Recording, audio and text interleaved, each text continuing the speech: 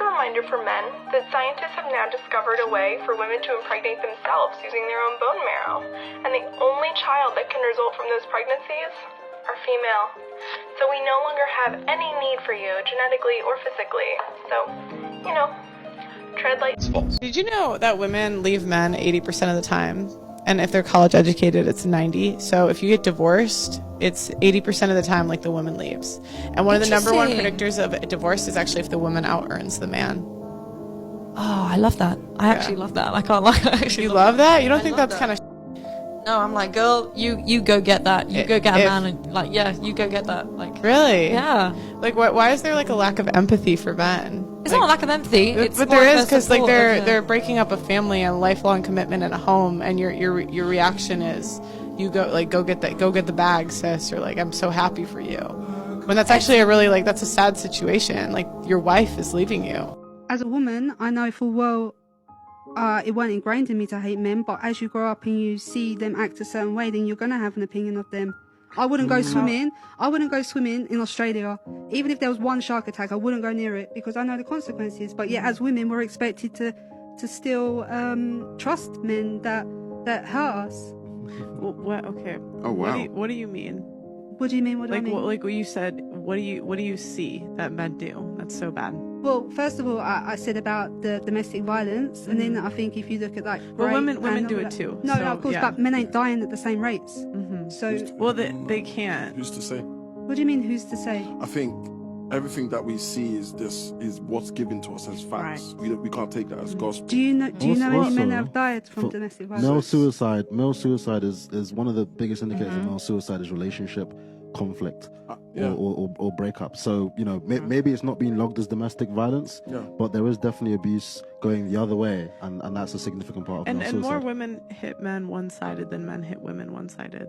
I do struggle with this. Like on the websites that I've seen, like women are arrested more for domestic violence than men, even though they suffer more. And on like when in 2020, when 110 women died that year because of at the hands of male, 50% of those deaths were overkill, which means that they killed them. They was like brutally killing them long after they were dead. 110 in London. No, in the UK. In the UK. That's really not a lot. One every 3 days. You don't think that's 110 for the whole year? So say for the whole year? Yeah, from the whole year. So from then to now. So say at the what percentage of deaths is that? That's got to be less than 1%. Do you honestly think that a woman dying every 3 to 4 days is not a lot? I don't think it's like a pressing, like if it's not one of the number. How do you know? Because it's not one of the number one ways people are dying here.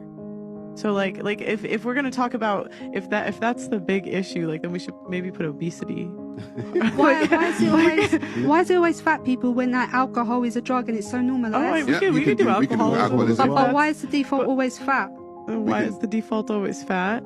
It could be alcoholism too. Because the stuff that's more people die. What Pearl's trying to say is more people die each year from self-inflicted things than something that's been inflicted on somebody else.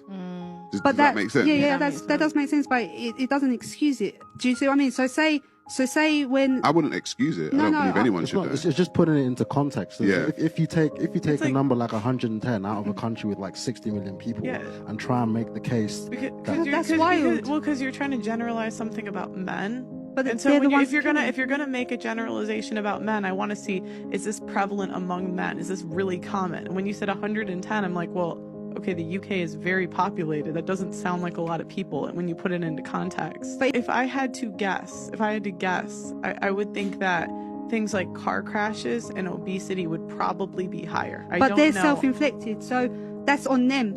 I could walk down the street and be murdered by a man, and what did I do to deserve that? Why does it have to be a man? You could be murdered. But I was talking about that statistic. When we're talking about domestic violence, it's men killing women. But my point is, why would I make a generalization about men when it's not a huge percentage of people that are dying? Because there's a consequence for your actions. So as men, if you're going to enable other men and whatnot, then it's a repercussion of your How do actions. men enable other men? We just saw in a clip where when people were when he was attacking a woman in public, people rushed to her defense. Yeah. How was that enabling? But they've, for the last 50 years, seen women go through this, and this, and they're probably like, well, of course. I want to go back What to... did women really go through? Can I just ask you that this? Okay. What do you mean? Like, what do we go through? What do you mean? What have we gone through? I don't know. It's a question. It's a question. What you said women have gone through this, Do you and think this. women are oppressed? No. Not okay. in So the that's slightest. just straight off a completely different opinion. Yeah. And if you I think they think- are, you would have to explain how they are. Yeah. Yeah. What do you mean? Explain how women are oppressed. How do you think they're not? No, you're answering a question with a question. Because like history. Okay, Like you think go back what to history? our like I don't know how old you are, but like if we look back to our nans, 25. 25. Yeah. So like my nan, if I go back to that far, she didn't have her own bank account till her 70s, till 1970s. So she was 60, and how all of this like in terms of voting, work, childcare, all of that. I don't understand how you can step back and say no, women have got it all right. No, but what you done there was conflate to time, like you were saying 1970s, yeah? Yeah. So in the 1970s, that may have happened. But we're not that far from that. But we're 50 years removed from that. But we're asking you today, are women oppressed? They may have been oppressed, but are they oppressed I would today? argue women actually weren't oppressed historically.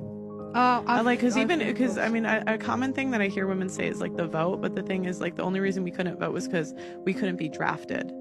And so like women historically never had to fight in wars. We were generally protected, where men were the ones that were sent to war and had to die in order to build societies. But who started those wars? Actually, over the last 500 years, women are more likely to wage wars than men. When women were in positions of power, they're more likely to wage war.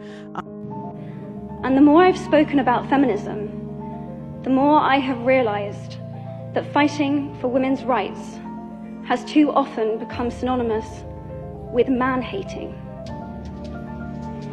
If there is one thing I know for certain, it is that this has to stop. For the record, feminism by definition is the belief that men and women should have equal rights and opportunities. It is the theory of the political, economic, and social equality of the sexes. I started questioning gender-based assumptions a long time ago. When I was 8, I was confused with being called bossy because I wanted to direct the plays that we would put on for our parents, but the boys were not. When at 14, I started to be sexualized by certain elements of the media. When at 15, my girlfriends started dropping out of their beloved sports teams because they didn't want to appear muscly. When at 18, my male friends were unable to express their feelings.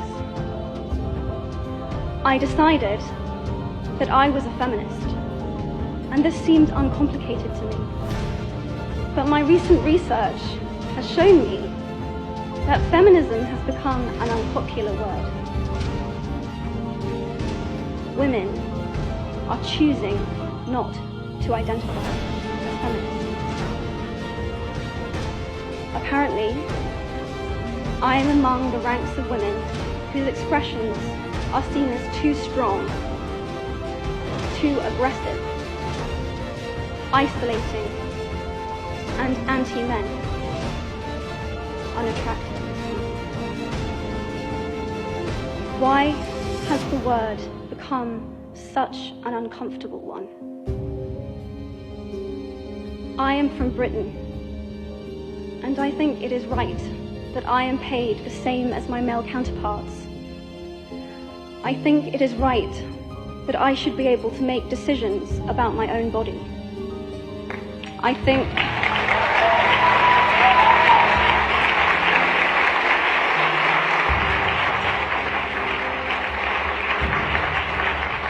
think it is right that women be involved on my behalf in the policies and the decisions that will affect my life.